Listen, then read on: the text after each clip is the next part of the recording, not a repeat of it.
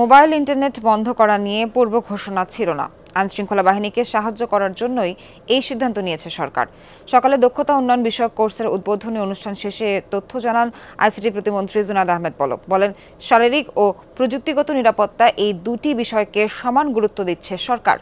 এজন্য বিভিন্ন উদ্যোগ নেওয়া হয়েছে। সাইবার নিরাপত্তা জোরদারে আছে নানা পদক্ষেপ। অনুষ্ঠানে তিনি বলেন, ছাত্রছাত্রীদের আবেগ, অনুভূতি ও দাবির সাথে একাত্মতা ঘোষণা করেছেন প্রধানমন্ত্রী শেখ হাসিনা। কিন্তু স্বার্থান্বেষী মহল শিক্ষার্থীদের আবেগকে কাজে লাগিয়ে রাজনৈতিক সুযোগ নেয়ার চেষ্টা করছে।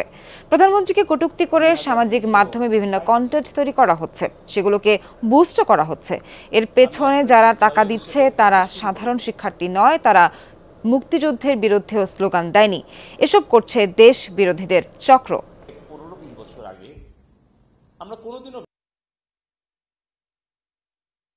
পূর্বের কোনো ঘোষণা ছিল না।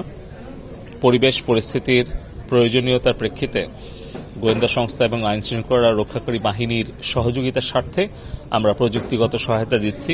পরিবেশটা নিয়ন্ত্রণে আসবে, আইন শৃঙ্খলা আমাদের নিয়ন্ত্রণে থাকবে এবং আমরা এই আশঙ্কা থেকে মুক্ত হতে পারব।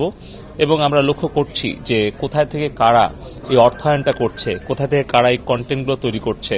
তার জন্য আমরা ফিজিক্যাল এবং ডিজিটাল ইন্টেলিজেন্স ব্যবস্থা জোরদার করছি। আমরা আশা করছি খুব অল্প সময়ের মধ্যেই পরিস্থিতির উন্নয়ন আমরা ঘটাতে পারব।